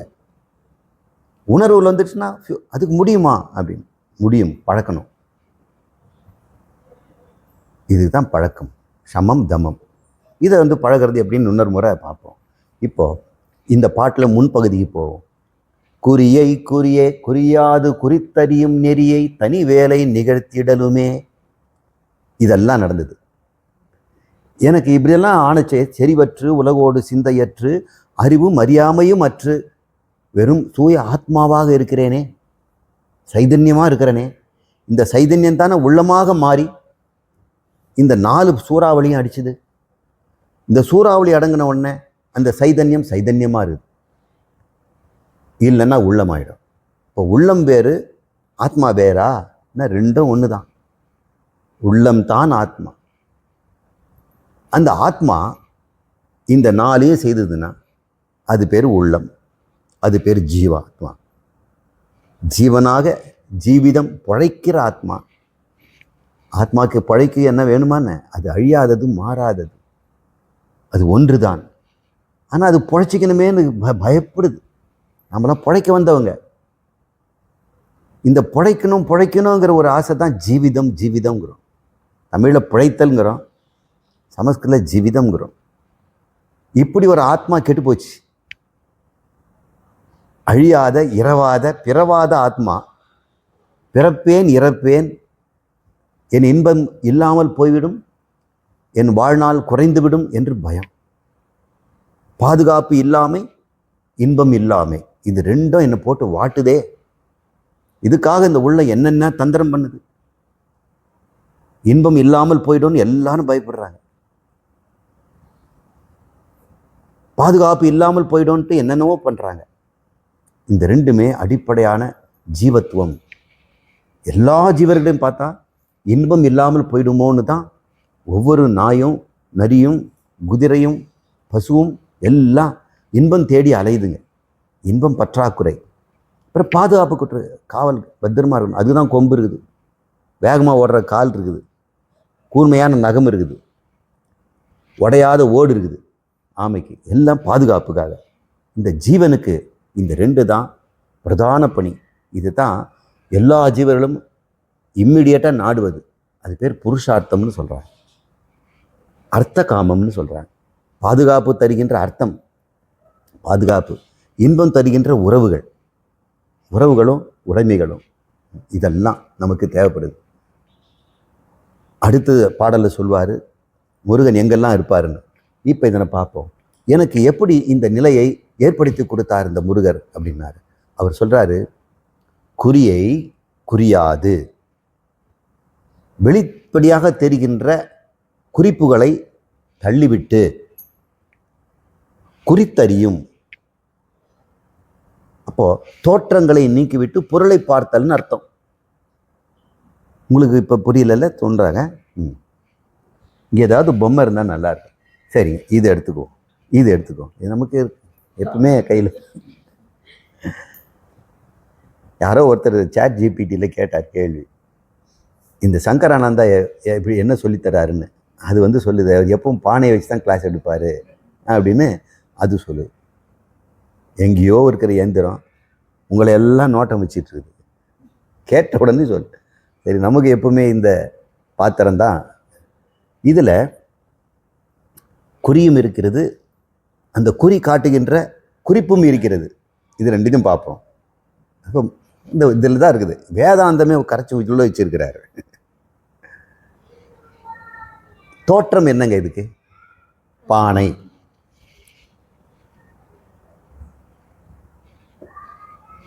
இதுவும் தோற்றம் என்னங்க? விளக்கு. அகல். ஏன்னா அகன்று இருக்குது இல்லை, அதனால அகல். இது குவிந்து இருக்கிறதுனால குடம். சொல்லுலே எல்லாமே இருக்குது. இது அகல். ரெண்டும் என்னது பொருள்? மண். நீங்க தோற்றத்தை பார்த்தா ரெண்டுங்கிறீங்க, பொருளை பார்த்தா ஒன்றுங்கிறீங்க. இப்போ ஒன்று எப்படி ரெண்டாச்சு? ஒன்று ரெண்டு இல்லை, 100 1000 கூட ஆகும். ஏன்னா அதெல்லாம் தோற்றங்கள். பொருள் ஒன்று தானே. இப்போ தோற்றத்தை பார்த்தோம்னா அது குறி. இது என்ன குறிக்குது? மண்ணை தான் குறிக்குது. இந்த தோற்றம் எதை காட்டிகிட்டு இருக்குது? ஆனால் நம்ம மண்ணை பார்த்தோமா? நம்ம இந்த குறியை மறந்துடணும். குறியை குறியாது. இப்போ மண் இப்போ காட்டுது தன்னை என்னன்னு காட்டுது? அகல் அகல் அகல் அகல். இது குடம் குடம் குடம்னு. நோ, நீ காட்டுற குறியை நான் குறிக்க மாட்டேன், உள்ள இருக்கிற உன் பொருளை நான் குறிப்பேன், குறித்தறியும் அப்படின்னு அது சொல்லுது. இப்போ தெரியுதுங்களா? குறியை குறியாது தோற்றங்களை விட்டு விட்டு அதன் பொருளை மட்டும் பார்த்தல் அப்படின்னு பார்க்கணும். இவன் நல்லவன், இவன் கெட்டவன், இவன் கொடியவன், இவன் கொலைகாரன், இவன் ஏமாளி அப்படின்லாம் நீங்கள் வந்து தோற்றங்களை பார்த்து பேர் வைக்கிறீங்க. இவன் ஆண், இவன் பெவன், இவன் பிராமணன், இவன் சத்திரியன், இவன் சூத்திரன், இவன் வைசியன், இது பறவை, இது மிருகம். இதெல்லாம் தோற்றத்தை பார்க்க. பொருளை பாருங்க, பஞ்சபூதம் எல்லாமே மாமிசம். மாமிசம் கொஞ்ச நேரம் கூட நல்லா இருக்காது. நீங்கள் மாமிசத்தை வீட்டில் ஃப்ரிட்ஜில் வைக்கலன்னா என்ன ஆகும் பாருங்கள். மாமிசத்தை வாங்கிப்பாங்க, மீன், ஏதோ மட்டன், சிக்கன், துர்நாற்றம் அடிக்கலை. நாமெல்லாம் யார்? துர்நாற்றம் வீசும் மாமிசம். இதுக்கு எவ்வளோ மெருகு ஏற்றுறாங்க. இதை பார்த்து நம்ம ஏமாந்து போகிறோம். Don't judge a book by its cover அப்படிங்கிறாங்க. மேலட்டையை பார்த்து புக்கை நீ வந்து இப்படின்னு நினச்சிடாதரா. பெரிய பெரிய விஷயம் இருக்கிற புக்கெல்லாம் கூட சாதாரண ஓலையில் இருக்கலாம். ஒன்றுக்கும் இல்லாத கருத்து பொய்களை சொல்லுகின்ற புஸ்தகம்லாம் நிறைய இருக்குது. நிறைய பேர் நூலக வாரங்கள், என்ன ஒரு முறை நூலக வாரத்தில் பேச சொல்லிட்டாங்க. நூல் மாதிரி ஆபத்தானது நீங்கள் வச்சு ரொம்ப ஜாக்கிரதையாக இருக்கணும். நூல் வாழ்க்கையை கெடுக்கும், நூல் வாழ்க்கையை உயர்த்தும். எல்லாம் நூல் எங்களுக்கு எல்லாம் நன்மை தெரிஞ்சு நடிச்சுக்காது. பொய்யான பிரச்சாரங்கள்லாம் புஸ்தகம் மூலம்தான் வருது. தவறான கருத்துக்களை உலகத்தில் பரப்புறதும் புஸ்தகம்தான். கவர்ச்சியான அட்டைகள், கவர்ச்சியான வாசகங்கள். டயலெக்டிக் மெட்டீரியலிசம்னு ஒரு புக்கு படித்தேன். எப்படிப்பட்ட அட்டை பொய் அது! கருத்து திணிப்பு. இந்த பாரத நாட்டில் இந்த டயலெக்டிக் மெட்டீரியலிசம் வந்து நம்முடைய கலாச்சாரத்தையும் நம்முடைய பாரத நாட்டு பண்பையும் ஆன்மீகத்தையும் மோட்ச பாதையுமே அழிக்குது. அதை எவ்வளோ பேர் இன்னும் கூட சிக்கி மாட்டியிருக்கிறாங்க. Dialectic materialism. அப்புறம் ஒரு முறை பேசுகிறேன், அது எதுக்கு நம்ம இங்கே பேசணும்? தர்க்க ரீதியான பொருள் முதல்வாதம். தர்க்க ரீதி டயலெக்டிக்னா தர்க்கம், லாஜிக்கல். அப்படி இப்போ புக்கை நம்ம கவரை வச்சு நம்ம ஜட்ஜ் பண்ணக்கூடாது. அதே மாதிரி உயிரினங்களையும், தாழ்ந்த உயிரினம், உயர்ந்த உயிரினம், உயர்ந்த ஜாதி, தாழ்ந்த ஜாதி, நல்லவன் கெட்டவன். அப்போ நீங்கள் தோற்றத்துக்கு தான் நீங்கள் மதிப்பு தரீங்க, பொருளுக்கு மதிப்பு கொடுக்கணும்ல. திருடன் தோற்றத்துக்கு மதிப்பு தரானா, பொருளுக்கு மதிப்பு தரானா? பொருளுக்கு தானே மதிப்பு தரான். அவன் பார்க்குறான்ல, அழகழகான தோட்டத்தில் கில்ட் நகையை வச்சுருக்கிறீங்க, தொடுறானா? அழகான தோற்றம் ஏன் எடுத்துக்கிய அப்படின்னு போய் அவன் முடஞ்ச மூக்குத்தி தங்க மூக்குத்தி எடுப்பானே தவிர நீங்கள் வச்சிருக்கிற பித்தளையில் செய்த வந்து காசு மாலை எடுக்க மாட்டான். அது இடைக்கு பேரிச்சு மரம் கூட கிடைக்காது. அது கொண்டு போய் விற்றா மாட்டிக்குவான். திருட்டு பொருள் விற்கிறாங்க. நாம் தோற்றம் என்பது குறி, அதை குறியாது அது காட்டும் குறியாகிய பொருளை பார்க்கணும். இப்போ இந்த பிரபஞ்சமெல்லாம் தோற்றங்கள் தானே. எதனுடைய தோற்றம்? பஞ்சபூதங்களுடைய தோற்றம். இந்த ஆகாயம் என்னது? ஆகாயம் என்ற பொருளுடைய தோற்றம். வாயுங்கிறது வாயுடைய தோற்றம். பலூனில் இருக்கிறது வாயு தோற்றம். மண், பிருத்திவி, கடல் தண்ணி, ஆற்று தண்ணி, டம்ளர் தண்ணி, குடம் தண்ணி, வயிற்றுக்குள்ளே இருக்கிற தண்ணி, சிறுநீர் தண்ணி, எல்லாமே ஜலம். இந்த உடம்பு பாருங்க, ஆகாயம் வாயில் இருக்குது, காற்று நெஞ்சில் இருக்குது, ரத்தத்தில் ஈரம் இருக்குது, தண்ணி இருக்குது. அப்புறம் நெருப்பு வயிற்றில் போய் எரியுது. சில பேர் வயிற்றெரிச்சல் இருக்குது, சில ஜீரண எரிச்சல் இருக்குது, சூடு தாங்காது அதில். அதுக்கப்புறம் பிருத்திவின்னு சொல்லக்கூடிய மண், அது நிறைய இருக்குது, இங்கே நிறைய இருக்குது. பஞ்சபூதம் தானேயா இது. இந்த பஞ்சபூதமும் தோற்றம் தானே. ஏதோ 5ஆ தோன்றுது. இந்த 5ஆக தோன்றுகின்ற தோற்றத்தை விட்டு பொருளை பார்த்தோம்னா அந்த பொருள் ஆகாயமாக இருக்குமா, வாயுவாக இருக்குமா? தோற்றத்தை தாண்டி இருக்கக்கூடிய ஒரு பொருள் இருக்குமே, அந்த பொருள் என்ன? அது பேர் மெய்ப்பொருள். அந்த மெய்ப்பொருள் அதைத்தான் என்னை பார்க்க சொன்னான் முருகன். தோற்றங்களை விட்டு இந்த பிரபஞ்சம் என்ற தோற்றத்தையும், ஜீவன் என்ற தோற்றத்தையும், ஈஸ்வரன் என்ற தோற்றையும், ஜெகத் என்ற தோற்றத்தையும் நீக்கி பொருள் என்று பார்த்தால் அங்கே முருகா நீ மட்டும்தான் இருக்கிற. அந்த பொருள் எங்கிட்ட நிர்வாத தீபவத், செறிவற்று உலகோடுரை சிந்தையுமற்று அறிவும் அறியாமையுமற்று அதுவே இருக்கிறது. அற்று அதுவே முருகன் அப்படின்னு முடிக்கிறார். அற்று அதுவே, அற்றதுவே இல்லை, அற்று அதுவாக, தத்துவார்த்தை. அதனால் இந்த குறியை குறியாதுங்கிறத இதோட நிறுத்திக்கும். ஏன்னா இன்னொன்று லக்ஷணாபிருத்தி அப்படின்ற முறையிலும் ஒரு வாக்கியத்தின் பொருளை வெளிப்படையான தோற்றத்தை வைத்து எடுத்துக்கொள்ளாமல் உள்ளர்த்தத்தை எடுக்கணும் அப்படின்னு வேற புரியணும். அது லக்ஷணாபிருத்தி அப்படின்னு. வாக்கிய விருத்தி பற்றி சுவாமி எங்கேயாவது பேசியிருப்பேன். தத்துவமசி, அகம் பிரம்மாஸ்மி, அயமாத்மா பிரம்மம் போன்ற இந்த மகா வாக்கியங்களை, பிரஜானம் பிரம்மம், இந்த 4 மிகமான முக்கிய வார்த்தைகளை, அந்த வார்த்தைகள் காட்டுகின்ற சப்தத்தை நீங்கள் பார்க்கக்கூடாது, அந்த உட்பொருளே ஆராயணும். அது பேர் லக்ஷணாபிருத்தி. அது லட்சணம் என்ன, எது காட்டுதுன்னு பார்க்கணும். அதை பற்றி தான் பேசணும்னு இருந்தேன். ஆனால் அது ரொம்ப ஆழமான வேதாந்தம் போயிடுங்கிறதுனால இந்த தோற்றங்களை தாண்டி உள்ளே இருக்கிற பொருளை பார்ப்பதான் குறியை குறியாது. இந்த சிம்பல்ஸ் எல்லாம் தாண்டி சிம்பாலிக்கலாக என்ன காட்டுதோ அதை மட்டும் எடுத்துக்கங்கிறார். சிம்பல்ஸ்னால் குறி. இந்த இடத்துல போட்டிருக்காங்க வெள்ளலூர் அப்படின்னு ஒரு அம்பு போட்டிருக்காங்க. வெள்ளலூர் வந்தாச்சு அப்படின்னு சொல்ல முடியுமா? சில பேர் அப்படி தான் சொல்லுவாங்க. பெங்களூர் அப்படின்னு பேர் யாரை போட்டுருவாங்க, கீழே 250 கிலோமீட்டர்னு போட்டு மறந்துடுவாங்க. பெங்களூர் வந்தாச்சு போல இருக்குது. இன்னும் கும்பிடி பூண்டே தான் இருந்துட்டு இருக்கிறான். குறியை குறியாது, குறிப்பை பார்க்கணும். இதைத்தான் நம்ம கண்டுபிடிக்கணும். இப்போ இந்த பாட்டை மறுபடியும் பாடுவோமா?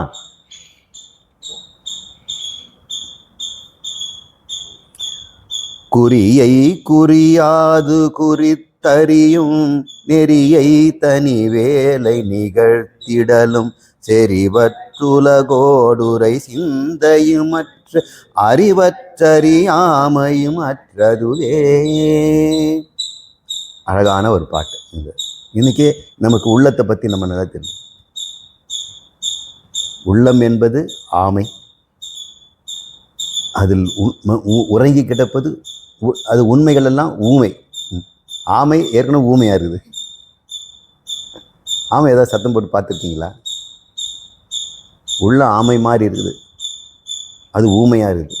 அதில் உண்மை என்பது ஊமை. சொல்லில் வருவது பாதி, தேங்கி கெடுப்பது மீதி. அது எவ்வளோ இருக்குது. அதனால் உள்ளத்தை நான் ஆரம்பிக்கும் போது எப்படி சொன்னேன், அது என்ன வெளியே காட்டுதுன்னு உங்களால் சொல்லவே முடியாது. அனைவருடைய உள்ளமும் அந்தரங்கம், அதை இறைவன் தான் அறிவான், நீங்கள் தான் அறிவீர். பல பேருக்கு தன் உள்ளமே தனக்கு அறியாமல் இருக்கிறாங்க. தன் உள்ளம் இப்படி கெட்டு போயிருக்குதே, தன் உள்ளம் இப்படி தாறுமாறாக இருக்குதே, தன் உள்ளம் விபரீதமாக நினைக்குதே, அதை கூட தெரியாமல் இருக்கிறாங்க. தன் உள்ளத்தையே அறியாதவர்கள் எவ்வளோ பேர் இருக்கிறாங்க. அப்போ மற்றவங்க உள்ளத்தை எப்படி புரிஞ்சிக்க முடியும்? எதையுமே நாம் சொல்லை வைத்தோ செயலை வைத்தோ நடவடிக்கை வைத்தோ நம்ம கண்டுபிடிக்கவே முடியாது. அது பேர் பிஹேவியரல் சைக்காலஜின்னு சொன்னாங்க. சைக்காலஜி முன்னெல்லாம் பிஹேவியரை பற்றி தான் படிக்க முடியுமே தவிர மைண்டுங்கிறது யாராலும் கண்டுபிடிக்க முடியாதுன்னு ஒரு கூட்டம் இருந்தது.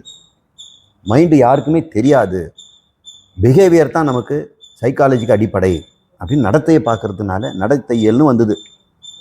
அதையும் தாண்டி இப்போ சைக்கோ அனாலிசிஸ் என்ற முறையில் உள்ளத்தை கண்டுபிடிக்கிற குறிப்பீடுகளை பார்க்குறாங்க. கனவை வைத்து ஆராய்ச்சி பண்ணுறாங்க. ரோஷே சார்ட்டுன்னு சொல்லி சில பிக்சர்ஸ் எல்லாம் காட்டுறாங்க. அந்த பிக்சர்ஸை வச்சு அப்படி அவங்க இன்டர்பிரட் பண்ணுறது எப்படி? 2 மனிதர்கள் ஒரு கழுதியை தூக்கிட்டு போனாங்கன்னா நீங்கள் என்ன நினைக்கிறீங்கன்னா அவங்க ஏதோ சொல்கிறாங்க. அப்போ அவங்ககிட்ட பயம் வெளிவருதா, சந்தேகம் வெளிவருதா, அறிவு வெளிவருதா, உண்மை வெளிவருதான்லாம் பார்க்குறாங்க. இப்போ பிஹேவியர் மட்டும் இல்லை, உள்ளத்தையும் நேரடியாக எலக்ட்ரோ என்செஃபாலோகிராம் போன்ற கருவி மூலம் பார்க்கிறது. எம்ஆர்ஐ போன்ற கருவி மூலம் இப்போ உள்ளத்தை பார்க்க முடியுது. இதெல்லாம் மாடர்ன் சயின்ஸ். சைக்காலஜி பிஹேவியரல் சயின்ஸை தாண்டி போயிடுச்சு. உள்ளம் என்பது எப்பொழுதுமே உறங்கி கிடக்கிறது, யாருக்கும் தெரியாது, தனக்கே கூட தெரியாமல் அது இருக்கலாம் அப்படின்னு கூட நம்ம பார்த்துருக்குறோம். ஆனால் வேதாந்தம் சொல்லுது அது ரொம்ப சுலபமாக புரிஞ்சிக்கலாம். இவ்வளோ தான். உள்ளத்தில் என்ன இருக்குது? உணர்ச்சி, உணர்வு, சிந்தனை, நினைவு. இந்த 4 புயல் 4 இந்த வாதம் ஓய்ஞ்சிருச்சுன்னா அங்கே அந்த ஜீவனுடைய ஆத்மா பரமாத்மாவாக இருக்கும் அப்படின்னு புரிஞ்சுக்குங்க. அடுத்த பாடலை நம்ம ஆரம்பிப்போம்.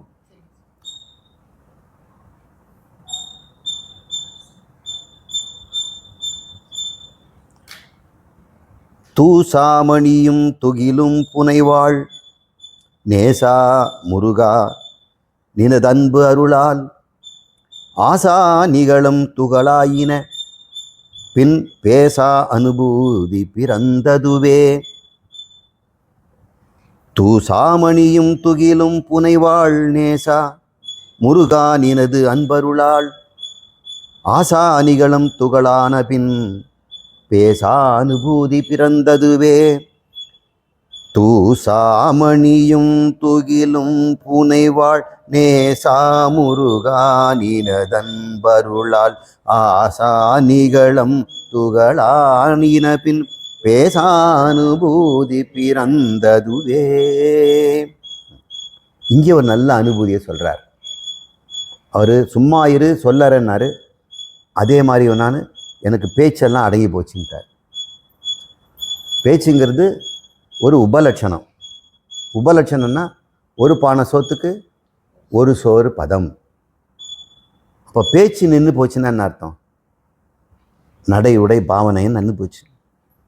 உணர்ச்சிகளும் அடங்கிடுச்சு, உணர்வுகளும் அடங்கிடுச்சு. அதனுடைய வெளிப்பாடு பேச்சு.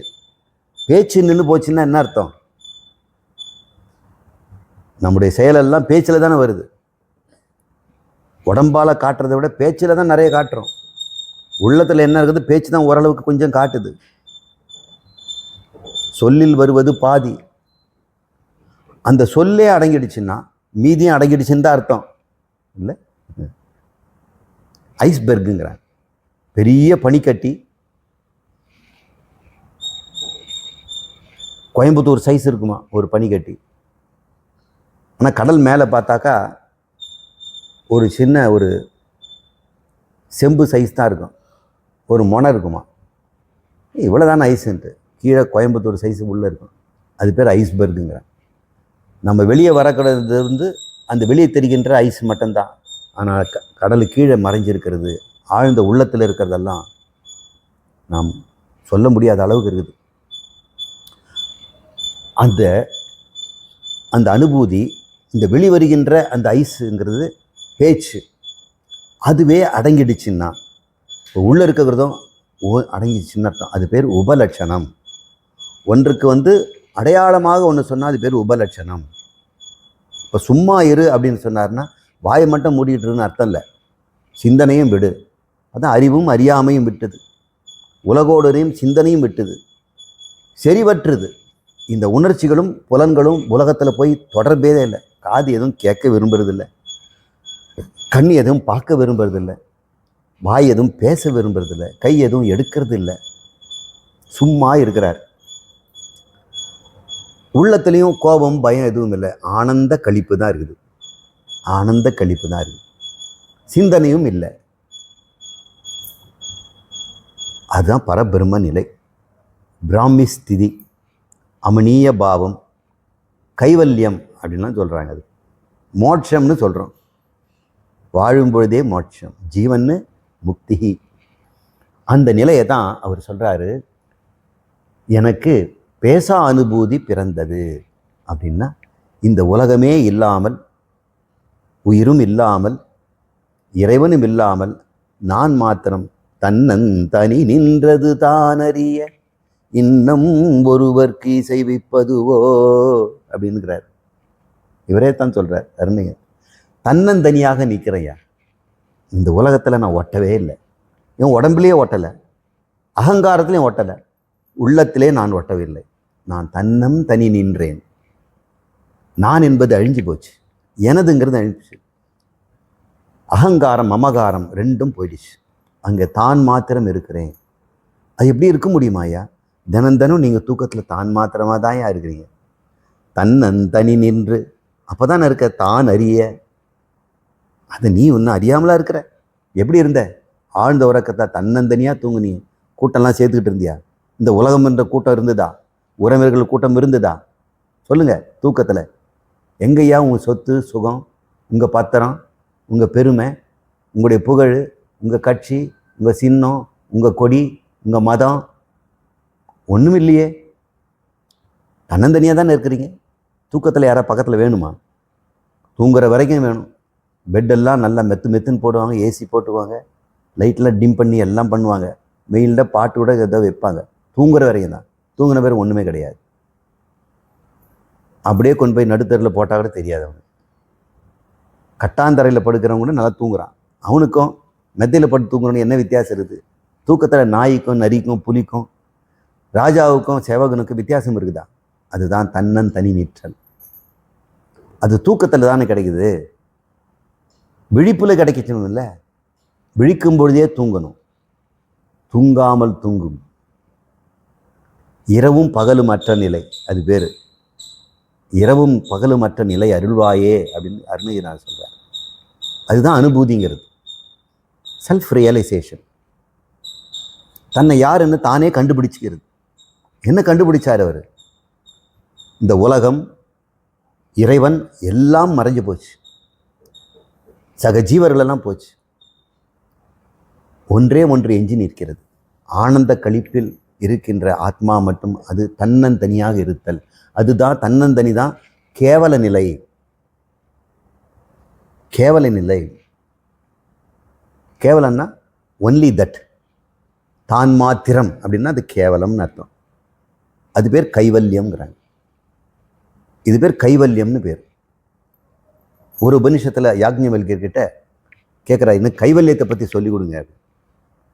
உபனிஷத் கைவல்யம்னே ஒன்று இருக்குது, கைவல்யோ உபனிஷத்துன்றது. முனிவர்கள் எல்லாம் கைவல்யம் வேண்டி தான் கேட்குறாங்க. கைவல்யம்னா தன்னந்தனி நிற்றல் தான் கேவல நிலை. கேவலஸ்ய பாவ, அதுதான். அது பேர் பேசா அனுபூதின்னு அர்த்தம். அது எப்படி கிடைச்சது எனக்கு? ஆசா நிகழம் துகளாகிய பின். ஆசைன்னு ஒன்று இருந்ததுங்க. அது நிகழம்னா சங்கிலி. எப்படிப்பட்ட சங்கிலி தெரியுங்களா? கனமான சங்கிலி. இந்த கப்பலெல்லாம் ஒரு இடத்துல நிற்கணும்னா நங்கூரம் பாய்ச்சுவாங்க. கப்பல் எவ்வளோ டன்னு தெரியுமா? நங்கூரம் எவ்வளோ? நங்கூரம் கடுகு, கப்பல் மலை. அந்த கண்டுகு அந்த மலையை நிறுத்துமா? அதுக்கு ஒரு சங்கிலி கட்டியிருப்பான் பாருங்க, அதனுடைய வெயிட்டு தான். அந்த சங்கிலி நங்கூரம் போட்ட உடனே வளைஞ்சி அந்த சங்கிலி விட்டுக்கிட்டே இருப்பாங்க. நங்கூரம் நேராக போகிறதுக்கு என்ன எத்தனை இருக்கும்? ஒரு 500 மீட்டர் தான் இருக்கும். ஆனால் கப்பல் நகரம் 1 கிலோமீட்டருக்கு சங்கிலி அது நகர்த்தும். நங்கூரம் ஒரு இடத்த 1 கிலோமீட்டருக்கு அப்புறம் மண்ணில் புதைஞ்சிருக்கும். சங்கிலி 1 கிலோமீட்டர். அந்த 1 கிலோமீட்டர் சங்கிலியே தான் அந்த கப்பலை இழுக்க முடியாது. சங்கிலி தான் முக்கியம். இப்போ அந்த செயின் தரையில் இருக்கிற புல்லிங் தண்ணியில் இழுத்துடலாம். இது தரையில் விழுந்துடுச்சுன்னு வைங்க, உங்களால் இழுக்க நினைக்கிறீங்களா? சங்கிலியை இழுக்க முடியும்னு நினைக்கிறீங்களா? முடியவே முடியாது. பெரிய கப்பலை ஒரு ஹார்பரில் இருக்கக்கூடிய துறைமுகத்தில் இருக்க ஒரு முளைக்குச்சி இருக்கும், அதில் கயிறை கொண்டு வந்து 2 சுற்று போடுவோம், அவ்வளோதான், நின்றுடும் கப்பல். இழுத்தாக அந்த முழுக்கு இழுக்கும், அது க்ளோவ் நாட்டுன்னு போடுவாங்க. அப்படி போட்டு அப்படி இழுத்து மறுபடியும் இப்படி போட்டு இழுக்கணும். அப்படி போகிறது க்ளோவ் நாட்டு. அது அவன் வேகமாக போடுவான். அப்படி கயிறை தூக்கி போடுவான் கப்பல்லேருந்து, போட்லேருந்து. அதை வாங்கி இப்படி ஒன்று போட்டு அப்படி போட்டு இழுத்துருவான். அவ்வளோதான். அந்த கப்பலை யாராலும் இழுக்க முடியாது. முளைக்குச்சியை வேணால் பேத்துட்டு போகலாம். அப்படி பேர், அது பேர் நிகழம்னு பேர். அப்படிப்பட்ட நிகழத்தை பொடி பொடியாகிட்டார். துகளாகிய பின் இந்த ஆசைங்கிற சங்கிலி நம்மளை ஜீவனாக வச்சிருது. ஆசை ஒன்று இல்லைன்னா உணர்ச்சி புயல் இருக்குமா? ஆசை உள்ள இல்லைன்னா கண்கள் பார்க்குமா? காது கேட்குமா? ஆசை நிறைவேறியவங்கிட்ட பாருங்க, எதுவும் சொன்னாலும் காதில் விடாது. டேய், காதில் கேட்கலையான்னு அப்படின்பான். ஏன்னா அவனுக்கு ஆசை நிறைவேறி சந்தோஷத்தில் இருக்கிறான். ஆனந்தத்தில் இருக்கவனுக்கு காதில் விடாது. ஒருத்தன் 5 கிலோமீட்டர் எப்படி வேற டைரெக்ஷனில் வண்டியை ஓட்டிகிட்டே போயிட்டான். அப்புறம் எங்கே போயிட்டு இருக்கிற அப்படின்னு, எங்கே போகிறோம் அப்படின்னு. நாம் அந்த சைடு போகணும், நீ இங்கே விழுந்துருக்கிறேன்னு நானும் பார்த்துட்டு இருக்கிறேன். ஏதோ வேலையை போகிறேன்னு நினச்சிட்டு, இல்லை மறந்துட்டேன்டா ஏதோ ஒன்று. என்ன, அவனுடைய லவரை திங்க் பண்ணிட்டு இருந்தானா. ஆசை, அந்த ஆசை நிறைவேறி பார்த்துட்டான், பேசிட்டான். அவங்க எஸ் சொல்லிட்டா, ஐ லவ் யூ டூ அப்படின்னு சொல்லிட்டா. அந்த லவ் யூ டூன்னு சொன்னதுக்கு, அந்த ஆசை நிறைவேறினதுக்கு இவன் உலகத்தில் எங்கே இருக்கிறான்னே தெரியல, என்ன செய்கிறான்னு தெரியல. இந்திரியங்களெல்லாம் செயலற்று போகுது. மனம் எல்லா வேலையும் விட்டு ஒரு வேலையை மட்டும்தான் செய்யுது. புத்திக்கும் ஒரு வேலையும் இல்லை, எந்த பிளானும் இல்லை, ஜஸ்ட் என்ஜாய் அப்படின்னு இருக்கிறான். ஆசைங்கிறது 1 2 ஒரு ஆசை இருந்ததுன்னா அதை நிறைவேற்றுச்சுன்னா இந்த இந்திரியங்களும், கர்மேந்திரிய ஞானேந்திரியங்கள், அந்த கரணம்னு சொல்லக்கூடிய உள்ளம் எல்லாம் அடங்கிடும்.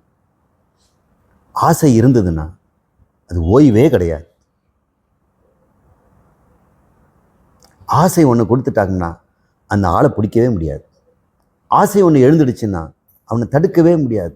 மலை ஏறிட்டு இருக்கிறான், என்ன ஒரு ஆசை, அந்த பக்கம் என்ன இருக்குதுன்னு நான் பார்க்கணும். மலை உச்சிலேருந்து கீழே எப்படி இருக்குதுன்னு பார்க்கணும். ஏரோப்ளேன்ல தரையை பார்க்கணும். இப்படின்னு ஆசை வந்துடுச்சு. என்னென்ன கண்டுபிடிச்சான். நிலாவுக்கு போகணும்னு ஆசைப்பட்றான், செவ்வாய் கிரகத்தில் போகணும்னு ஆசைப்பட்றான், கடல் கீழே இருக்குதுன்னு பார்க்கணுங்கிறான், சூரியன் உள்ளே என்ன இருக்குதுன்னு பார்க்கணுங்கிறான். இதெல்லாம் ஆசைகள். ஆசைகள் உள்ளனா இந்த உலகத்தில் குற்றம் இருக்குமா? சிறைச்சாலை வேணுமா? தண்டனைகள் இருக்குமா? நினைச்சு பாருங்க. ஆசை ஒன்று தானே இந்த உடம்போடு கட்டி போடுது. ஏன்னா ஆசைகளை எதை வச்சு நீ நிறைவேற்றுவ? உள்ளத்தாலும், உடம்பாலும், கைகளாலும், உலகத்தாலும் தான் நீ பண்ண முடியும். அப்போ ஆசை இருக்கும் வரை இந்த உடல், உள்ளம், உலகம் 3க்கும் நீ அடிமை. எதில் ஆசைப்பட்டாயோ அந்த ஆசைப்பட்ட பொருள் உன்னை அடிமையாக்கும். இது சத்தியமான வார்த்தை. ஆனால் மோட்சத்துக்கு ஆசைப்பட்டுட்டீங்கன்னா நிகழம் துகளாகிறது. அத்தனை ஆசை அழிஞ்சு போயிடும். ஒரு ஆசை அனைத்து ஆசை இருக்கும். ஒரு கல் 1000 காக்காயை விரட்டிடும். அது என்னது? முக்தும் இச்சு, மோட்சத்தை விரும்புதல், முமுக்ஷுன்னு வேறு. கர்மத்தை விரும்புது சிகீர்ச்சு, சாப்பிட விரும்புது புபுக்ஷு, முக்தியை விரும்புவது முமுக்ஷு. இதெல்லாம் சமஸ்கிருதத்தில் இலக்கணத்தோடு சொல்லப்படுது. கர்த்தும் இச்சு, கிகிர்ச்சு, சிகிர்ச்சு, முக்தும் இச்சு, முமுக்ஷு. இந்த முமுக்ஷுங்கிற ஒரு ஆசை வந்துடுச்சுன்னா, பகவான் மேலே ஆசை வந்துடுச்சுன்னா, பகவானோடு ஒன்றுகின்ற கைவல்யம் வேணும்னு ஆசை வந்துட்டுனா, இது அனைத்து ஆசையும் உடைஞ்சு போச்சே. ஆசா நிகழம் தொகலாகிய பின் எல்லா ஆசையும் பேசா அனுபூதி பிறந்ததுவே. அந்த கைவல்யம்னு சொல்லக்கூடிய தன்னந்தனி நிற்கின்ற அந்த ஆனந்த நிலையை நான் என்னன்னு சொல்லுவேன், அது பிறந்துடுச்சே அப்படிங்கிறார். இப்போ ஆசைதான் அறியாமை, ஆசைதான் காரண சரீரம், ஆசைதான் ஜீவன். எந்த ஆசை? உலக ஆசை. உலக ஆசை விட்டுச்சுன்னா அப்புறம் உன்னை யாரும் பிடிக்கவே முடியாது. நீ இறைவனோடு கலந்துடுவ. எப்படி சார் ஆசையை விடுறது? அதுக்காக பழக்கம் கொடுக்குறார். டேய், ஆசையை விடுறதுக்கு 2 விதமான வாழ்க்கையை தரேன். ஆசை விட்டவனு மோட்சம், ஆசை விட்டவனு மோட்சமா? இல்லை. சிரமண மனன நிதித்தியாசனம், இந்த 2 உனக்கு 3 இருக்கணும், இருந்தால் மோட்சம். சரி, சிரவண மன நித்தியம் கொடுத்துருங்களே அப்படின்னு. இன்னும் அதுக்கு ஆசை விடணும். ஆசை விடுறதுக்கு என்ன வழி ஐயா? 2 வழியை நான் வச்சிருக்கிறேன். துவிதா நிஷ்டா மயா புரா புரோக்தா. அர்ஜுனா, சூரியனுக்கும் விவஸ்வானுக்கும் நான் ஒரு காலத்தில் மனுவுக்கும் நான் சொன்னேன் இது தான். இன்றைக்கி நான் உனக்கு சொல்கிறேன். கிருஷ்ணா, நீ என்னோட பிறந்தவன் தானே, கான்டெம்பரரி தானே. நீ எப்படி மனுக்கு சொன்னேங்கிற, சூரியனுக்கு சொன்னேன்னு, விவஸ்வானுக்கு சொன்னேங்கிற அப்படின்னு. மயா புரா புரோக்தா, நான் ஏற்கனவே முன்னையே சொல்லி வச்சுருக்கேன்டா. இந்த ஜகத்து தோன்றும் போதே நான் சொல்லி வச்சிருக்கிறேன். துவிதா நிஷ்டா, 2 விதமான வாழ்க்கை முறை. ஆசையை ஜெயிப்பதற்கு என்ன முறை? இல்லறம், துறவரம் அப்படி சொல்றார். யோகம், சாங்கியம்ங்கிறார். 2 மெத்தட் நான் கொடுத்துருக்கிறேன். ஆனால் 2மே ஆசைகளை உடைப்பதற்குடா. அதுக்கப்புறம் சிரவணம், தத்துவமசி சொன்ன உடனே மனனம் செய்யாமலும் நிதித்தியாசனம் செய்யாமலும் மோட்சம் அந்த நிமிஷமே வரும் அப்படின்னு சொல்கிறார். அதனால் ஆசையை நம்ம ரொம்ப எப்படிப்பட்ட ஆசையை வச்சுக்கணும்? ஆரம்பத்தில் ஸ்ரேயசான ஆசைகளை வச்சுக்கணும், பிரேயசான ஆசைகளை விட்டுக்கணும். இன்பத்தின் மீதான ஆசையை விட்டுவிடு, நன்மையின் மீதான ஆசையை வைத்துக்கொள். படிப்படியாக அது ஒன்று கொண்டு போய் ஆசையற்ற நிலை கொண்டு போய் சேர்த்துடும். இன்பத்தின் மீதான ஆசைகள் தான் சங்கிலி, நன்மையின் மீதான ஆசை சங்கிலியை உடைக்கின்ற வெடிகுண்டு, அது தகர்த்துடும். நன்மை மீது ஆசை நீங்கள் வழியில் நடக்கும்போதெல்லாம், பார்க்கும்போதெல்லாம், பேசும்போதெல்லாம், அனுபவிக்கும் போதெல்லாம் இது நன்மையா இன்பமானு ஒரு கேள்வி மட்டும் கேளுங்க. நான் பேசுகிறேனே, இது இன்பத்துக்கு பேசுகிறேன்னா நன்மைக்கு பேசுகிறேன்னா? இன்பத்துக்கு பேசினா பம்பளக்கிறது, இன்பத்துக்கு பேசினா குஞ்சு கொலா வருது. இன்னொருத்தனை புறம் பேசுறது கூட இன்பத்துக்கு தான். ரொம்ப சுவாரஸ்யமாக பேசுகிறாங்க, இன்பம் அரிப்பு மாதிரி இருக்குது. யாராவை பற்றி பேசிகிட்டே இருக்கிறாங்க, இல்லாதது போலாம் சொல்கிறாங்க, கற்பனையெல்லாம் கலந்து சொல்கிறாங்க. அப்போ தான் சுவாரஸ்யம் அதிகமாக இருக்கும். இதெல்லாம் இன்பம் பேச்சு. நன்மையான பேச்சு என்ன? கந்தர் அனுபூதியை பாடுறதும், கராவலம்ப ஸ்தோத்திரத்தை படிக்கிறதும். இது போதாதா? அருணகிரி பாடல்களை பாடுங்களேன்.